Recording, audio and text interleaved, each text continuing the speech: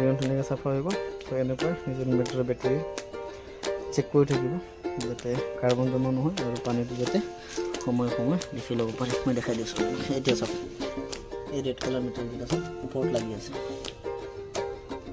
গোটেইখিনি ওপৰত লাগি আছে।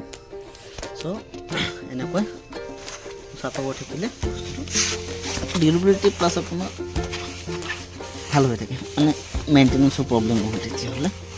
সেইটো মানে আজিৰ কাৰণে এইখিনি। থেংক ইউ, বাই বাই, নমস্কাৰ। অন্য এটা ভিডিঅ' অলপ অনুসৰণ কৰিছোঁ। এইটো হৈছে বেটাৰী মানে আপোনাৰ দোকানত ঘৰত যিবোৰ ইনভাৰ্টাৰ ইউজ কৰে তাৰে বেটাৰী হয়।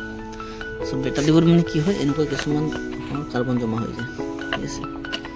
কাৰ্বন জমা হ'লে কি কৰিব লাগে, এইটো চাফা কৰি থাকিব। চাফা কৰিলে আপোনাৰ ফ্লেমকেইটা ভাল হৈ থাকে, প্লাছ বেটাৰীৰ যিটো ডিউৰেবিলিটি সেইটো আপোনাৰ অলপ লং লাষ্টিং হৈ যায়।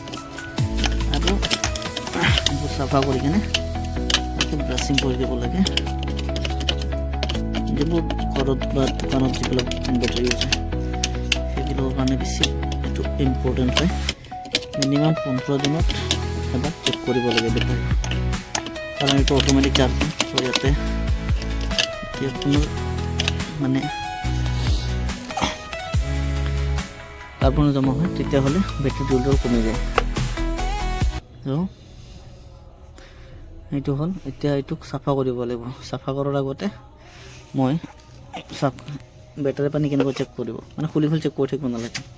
ইয়াতে কিছুমান মিটাৰ আছে, এই মিটাৰকেইটা যদি তলফালে নামি যায় তেতিয়াহ'লে মানে বেটাৰী পানীটো কমিছে। এইটো চাওক, চবৰে লেভেলটো মানে তলত নামি গৈছে। আৰু যদি বেটাৰী পানী থাকে তেতিয়াহ'লে এইটো মিটাৰটো ওপৰত, মানে ৰেড কালাৰ যিটো এইটো ওপৰত লাগি থাকিব। চ' এনেকুৱা আপোনালোকে গম পাব যে বেটাৰী পানী কমি আছে নে ইকুৱেল আছে, মানে যিখিনি থাকিব সেইখিনি আছে। চ' এনেকৈ মানে চেক কৰি থাকিব লাগে। এনেকৈ গোটেইকেইটা খুলি ল'ব, এনেকৈ গোটেইকেইটা খুলি ল'ব দেই। এনেকৈ গোটেইকেইটা খুলি ল'লোঁ গোটেইখিনি। খুলি কিনে এতিয়া আমি ইয়াতে পানী ভৰাম, আৰু পানী কি ভৰাম মই দেখাই আছোঁ আপোনালোকক। চ' এইকেইটা হৈছে ডিষ্টিল ৱাটাৰ, যিকোনো মানে দোকানত পাই যাব ডিষ্টিল ৱাটাৰ বেটাৰী পানী। এইবোৰ আগতে 6 টকা 8 টকা আছিলে, মই প্ৰথম যেতিয়া কিনিছিলোঁ। এতিয়া আপোনালোকৰ 20 টকা নে 25 টকা কিবা হৈছে এইকেইটা পানী।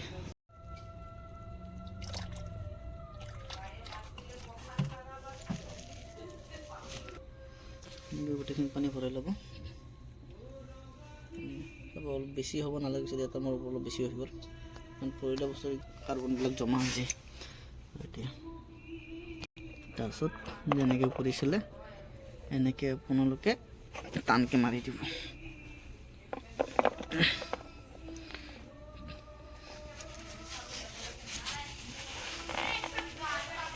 চাওক, মই কৈছিলোঁ আপোনালোকক আগতে এই ৰেড মিটাৰটো উঠি গ'ল। এতিয়া মানে এতিয়া পানী ফুল আছে, এইটো মানে দেখাই বস্তু।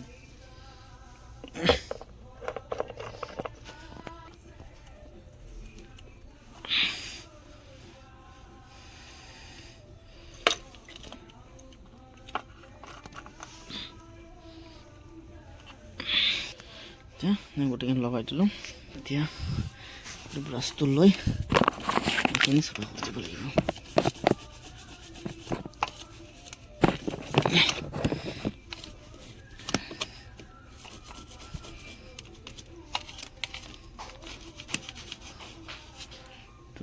চাফা হৈ গ'ল। তাৰপিছত এইখিনি যিখিনি পানী পৰিছে লগালগ মুচি দিয়ে বেছি।